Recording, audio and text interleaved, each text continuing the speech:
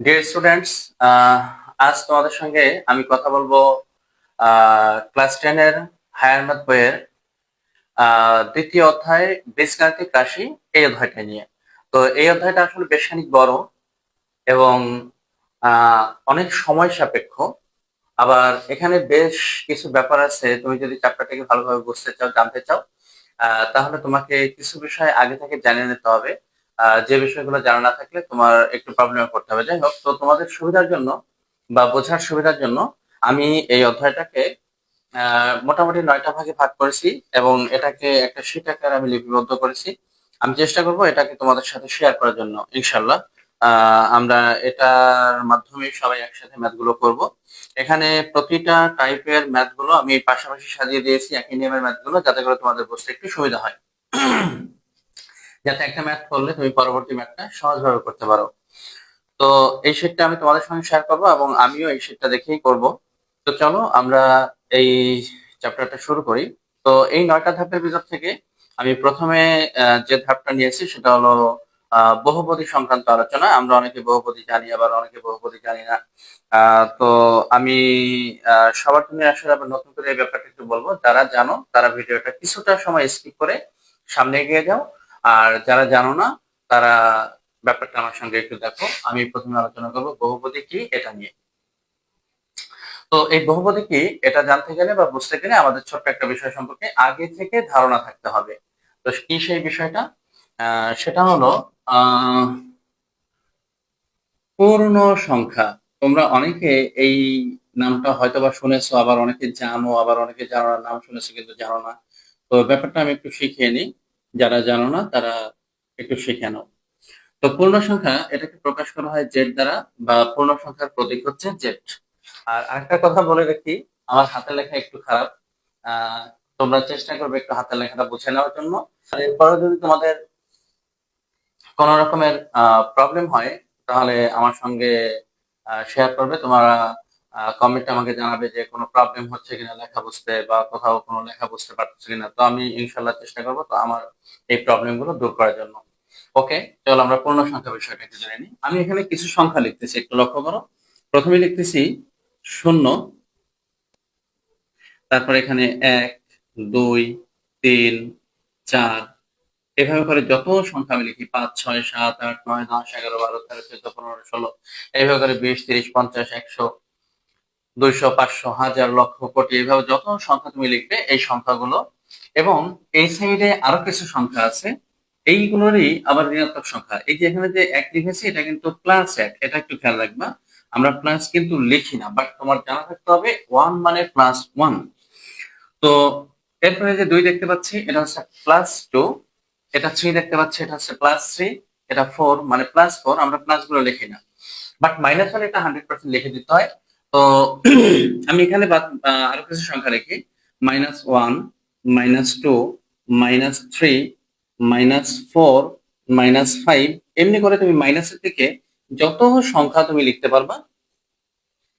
তো এই যে এই বাঁ দিকে এই যে মাইনাস সংখ্যাগুলো, ডান দিকে হচ্ছে প্লাস সংখ্যাগুলো, এবং মাঝখানে হচ্ছে শূন্য, এই সব ধরনের সংখ্যা মিলিয়ে হচ্ছে আমাদের পূর্ণ সংখ্যা। ওকে, তো আশা করি পূর্ণ সংখ্যা মোটামুটি আকারে বোঝা গেল যে এখানে কোনো দশমিকের সংখ্যা আসবে না, কোনো ভগ্নাংশ সংখ্যা আসবে না, বা রুট করলে দশমিক পাওয়া যায় এমন কোনো রুট জাতীয় সংখ্যা থাকবে না। যেমন দেখা যায় √2, এটা কিন্তু ক্যালকুলেটরে দিয়ে দেখবে দশমিকে আসে, বা অনেকে জানো যে এটা রুট করা যায় না। কিন্তু এইটা দেখো, এই যে √4, এটা কিন্তু রুট করা যায়। এটা রুট করলে কত আসে বলতো? 2। তো এই যে রুট করলে 2 আসলো, তো এই যে একটা নর্মাল দশমিক ছাড়া সংখ্যা আসলো। তো এই ধরনের যে সংখ্যাগুলো যাদের রুট করা যায়, কোনো দশমিক আসে না, আহ এই সংখ্যাগুলোকে আমরা পূর্ণ সংখ্যার ভিতরে ফেলবো। কিন্তু এই যে এটা রুট করলে দশমিক আসবে, সুতরাং এই √2 কিন্তু পূর্ণ সংখ্যা না। এর ভিতরে নরমালি যে ভিতরে 2 আছে, এই 2 কিন্তু পূর্ণ সংখ্যা, বাট এই রুট সহ পুরো সংখ্যাটা কিন্তু পূর্ণ সংখ্যা না। আবার এখানে দেখো, এই যে ভিতরে যে সংখ্যাটা আছে 4 রুটের ভিতরে, এই 4টা কিন্তু পূর্ণ সংখ্যা, সেই সঙ্গে √4 এটাও কিন্তু পূর্ণ সংখ্যা। তো এই ব্যাপারে কারো যেন সমস্যা না হয়। তো আশা করি পূর্ণ সংখ্যা কি এগুলো আমরা বুঝতে পারলাম। তো পূর্ণ সংখ্যা কি? এই সকল ধনাত্মক এবং ঋণাত্মক এই সংখ্যাগুলোর সাথে শূন্য যদি অ্যাডজাস্ট করে দিই, তাহলে এই সব সংখ্যাগুলোকে আমরা একসাথে বলবো পূর্ণ সংখ্যা। তো পূর্ণ সংখ্যার সংখ্যা কি, বা পূর্ণ সংখ্যা কাকে বলে, আমরা সংখ্যা বলবো এরকম: শূন্য সহ, শূন্য সহ সকল ধনাত্মক এবং ঋণাত্মক অখণ্ড সংখ্যাকে পূর্ণ সংখ্যা বলে। তো অখণ্ড সংখ্যা মানে কি? অখণ্ড মানে কোনো খণ্ড থাকবে না, দশমিক থাকবে না, ভগ্নাংশ থাকবে না, ওই রুটের ঝামেলা থাকবে না। নর্মালি একদম সিমসাম যে সংখ্যাগুলো আমরা ছোটবেলা থেকে শিখে এসেছি, এগুলোরই ধনাত্মক সংখ্যাগুলো এবং ঋণাত্মক সংখ্যাগুলো তার সাথে শূন্য, এই সবগুলো নিয়ে হচ্ছে পূর্ণ সংখ্যা। তো এখানে আরেকটা ব্যাপার একটু বলে রাখি, অনেকে আবার ছোট বড় চেনে না। আমি আসলে দীর্ঘদিন ধরে স্টুডেন্ট পড়াচ্ছি, তো তো এখান থেকে একটা এক্সপিরিয়েন্স তোমাদের সঙ্গে শেয়ার করি। তো সেটা হচ্ছে, এই যে 1 2 3 4 এর মধ্যে কে বড় এটা বললে অনেকে চিনতে পারে, কিন্তু এই যে -1 -2 -3 এদের মধ্যে বা এই টোটাল সবগুলো সংখ্যার মধ্যে কে বড় কে ছোট অনেকে বুঝতে পারে না। তো যাই হোক, আমি যদি প্রশ্ন করি যে -3 বড় নাকি -1 বড়, তো অনেক স্টুডেন্ট বলে ফেলে যে স্যার -3 বড়, কিন্তু না, আসলে -3 বড় না। শুধু যদি এই মাইনাসটা বাদ দিয়ে 3 এবং 1 থাকতো, তাহলে সেক্ষেত্রে এই 3 বড় আর 1 ছোট। কিন্তু যখন মাইনাস চিহ্ন সহ থাকে, তখন এই পুরো চিহ্ন সহ আমরা যদি চিন্তা করি -3 আর -1 এদের ভিতরে আসলে কে বড় কে ছোট, তাহলে এদের ভিতরে হচ্ছে -3 ছোট আর -1 বড়। মানে ঘটনাটা উল্টো। যখন প্লাস সংখ্যা থাকে তখন নর্মালি আমরা যেটাকে বড় হিসাবে জানি সেটাই বড়, আর যেটাকে ছোট হিসাবে জানি সেটাই ছোট। কিন্তু যখন মাইনাস চিহ্ন সহ থাকে তখন উল্টা ঘটনা ঘটে। মাইনাসের দিক থেকে যে সংখ্যাটা আমরা বড় চিন্তা করি ওটা আসলে ঋণাত্মকের কারণে সে ছোট হয়ে যায়, তার মানটা কমে যায়। তো আশা করি মনে রাখতে পারবা যে -1 থেকে -3 ছোট, এবং এটা এখান থেকে খুব ভালোভাবে বোঝা যায়। এখানে দেখো, তুমি ডান দিকে যত আস্তে আস্তে এগোবে তত এই সংখ্যাগুলো বড় হবে, আর বাঁ দিকে আস্তে আস্তে যত যত এগোবে তত এই সংখ্যাগুলো ছোট হবে। যেমন আমি যদি এখানে চিন্তা করি -4 আর -3 এর মধ্যে কে বড়, তো অবশ্যই -3 এই -4 এর ডান পাশে আছে, সুতরাং এদিকের সংখ্যাগুলো সবসময় বড় হবে, তাহলে -3 টা বড় হবে। এটার চেয়ে আবার এটা বড়, এটার চেয়ে এটা বড়, এটার চেয়ে এটা বড়, এই যে -1 এর চেয়ে শূন্য বড়, এমনকি -5 এর চেয়ে শূন্য বড়, -3 এর চেয়ে শূন্য বড়, এদিকের সংখ্যা সবসময় বড় হবে। এখন যদি আমি প্রশ্ন করি -2 বড় নাকি 3 বড়, তাহলে অবশ্যই 3 বড় হবে। তো আশা করি এই বড় ছোটের ব্যাপারগুলো বুঝতে পারবে। তো যাই হোক, এই ব্যাপারটা আলোচনা করে দিলাম। অনেকে অনেক অনেক দুর্বল স্টুডেন্ট আছে, তোমরা হয়তো যারা একটু মোটামুটি জানো তারা হয়তো ভাবতে পারতেছো বা চিন্তা করতেছো এরকম যে এত সব ছোটখাটো জিনিস তো দেখানোর কোনো প্রয়োজন হয় না। কিন্তু আমি আসলে দীর্ঘদিন ধরে স্টুডেন্ট পড়াচ্ছি, তো আমি জানি যে অনেক স্টুডেন্টদের ভিতরে এই প্রবলেম গুলো থাকে। তো আশা করি এখন যদি কারোর ভিতরে এই প্রবলেম গুলো থাকে কিছুটা হলেও দূর হয়ে যাবে। যাই হোক, আমি সামনে এগাই। তো আমরা আলোচনা করতেছিলাম পূর্ণ সংখ্যা। তো এখানে যে সংখ্যাগুলো লিখেছি এগুলো হলো আমাদের পূর্ণ সংখ্যা। এই পূর্ণ সংখ্যাগুলোর ভেতরে এই যে এখানে 1 থেকে শুরু করে এদিকে যত সংখ্যা আছে, এই সংখ্যাগুলোকে আমরা বলবো ধনাত্মক পূর্ণ সংখ্যা।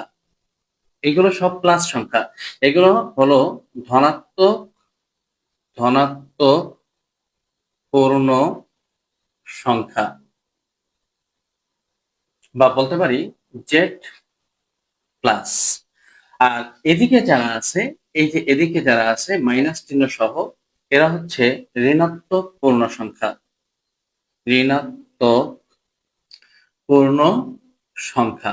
আর এই যে শূন্য দেখতে পাচ্ছ, এই শূন্য এটা না ধনাত্মক সংখ্যা আর না ঋণাত্মক সংখ্যা, ও শুধুমাত্র পূর্ণ সংখ্যা, একটা নিরপেক্ষ পূর্ণ সংখ্যা। ওকে, তাহলে আমরা মোটামুটি পূর্ণ সংখ্যাগুলো জেনে গেলাম। এখন এখানে আরেকটা জিনিস বলে রাখি, এই যে ধনাত্মক পূর্ণ সংখ্যাগুলো, এই ধনাত্মক পূর্ণ সংখ্যাগুলোর আরেকটা নাম আছে, এটা হচ্ছে স্বাভাবিক সংখ্যা। স্বাভাবিক, সরি, স্বাভাবিক সংখ্যা, সংখ্যা। এবং এই স্বাভাবিক সংখ্যাগুলোকে প্রকাশ করা হয় এন দ্বারা, ন্যাচারাল নাম্বার। তো এই স্বাভাবিক সংখ্যাগুলো হলো এন। তো যারা ধনাত্মক পূর্ণ সংখ্যা ওরাই কিন্তু আসলে স্বাভাবিক সংখ্যা। তো আমি এরপর থেকে কখনো ধনাত্মক পূর্ণ সংখ্যা শব্দটা উচ্চারণ করব, আবার কখনো স্বাভাবিক সংখ্যা বলবো।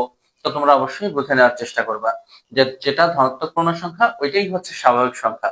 ওকে, তো স্বাভাবিক সংখ্যা বললে ওখানে আর পূর্ণ শব্দটা বলার দরকার হয় না, স্বাভাবিক সংখ্যা বললেই যথেষ্ট হয়। তো এবার আসি, আমি এখন একটা কাজ করব, এদিকে যে এই ধনাত্মক পূর্ণ সংখ্যাগুলো আছে এদের সাথে যদি আমি শূন্যকে অ্যাড করে দিই, অর্থাৎ শূন্য সহ এদিকে যত সংখ্যা আছে এই সংখ্যাগুলোকে যদি আমি একসাথে বলতে চাই, অর্থাৎ শূন্য এরপরে 1 2 3 4 এখানে যে সংখ্যাগুলো আছে আমি যদি একসাথে বলতে চাই 0 1 2 3 4 এভাবে করে আমরা যে সংখ্যাগুলো আছে এদেরকে যদি একসাথে বলতে চাই, এখন যদি আমি প্রশ্ন করি তোমাদের কাছে যে এদেরকে একসাথে বলতে গেলে কি সংখ্যা বলবা? এরা কি স্বাভাবিক সংখ্যা মানে হচ্ছে ধনাত্মক পূর্ণ সংখ্যা, নাকি এরা ঋণাত্মক সংখ্যা? এরা আসলে কোন ধরনের সংখ্যা? তো এখানে অনেকে কনফিউশনে পড়ে যাবে, আবার যারা মেধাবী আছো তারা অনেক সহজেই হয়তো এতক্ষণ বুঝে ফেলেছো যে এগুলো হচ্ছে অঋণাত্মক পূর্ণ সংখ্যা। অর্থাৎ তুমি চিন্তা করো তো, এখানে যদি স্বাভাবিক সংখ্যা বলো তাহলে ভুল হয়ে যায়, কারণ শূন্যকে আমরা স্বাভাবিক বলে ফেলতেছি। আবার যদি এখানে ঋণাত্মক বলি তাও হয় না। তাহলে কিভাবে বলা যায়? এমন একটা নাম আমরা দেব যাতে করে এই ঋণাত্মক গুলো বাদে সব বোঝা যায়, কারণ এখানে ঋণাত্মক সংখ্যা বাদে এই যে নিরপেক্ষ সংখ্যাটা আছে আর ধনাত্মক সংখ্যাগুলো আছে। তো একসাথে এদেরকে নাম কি দেওয়া যায়? এদেরকে আমরা বলবো একসাথে অঋণাত্মক পূর্ণ সংখ্যা। অঋণাত্মক পূর্ণ সংখ্যা। তো আশা করি বুঝতে পারতেছো যে অঋণাত্মক পূর্ণ সংখ্যাটা কি। আমাদের এই বহুপদী বুঝতে গেলে এই অঋণাত্মক পূর্ণ সংখ্যাটা বুঝতে হবে। আর এদিকে আরেকটা ব্যাপার যদিও আমাদের লাগবে না, সেটা একটু শেয়ার করি।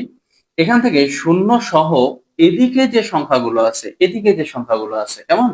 শূন্য সহ এদিকে যে সংখ্যাগুলো আছে, অর্থাৎ 0 -1 -2 -3 -4 এদিকে যত সংখ্যা আছে এই সংখ্যাগুলোকে একসাথে আমরা কি নাম দিতে পারি?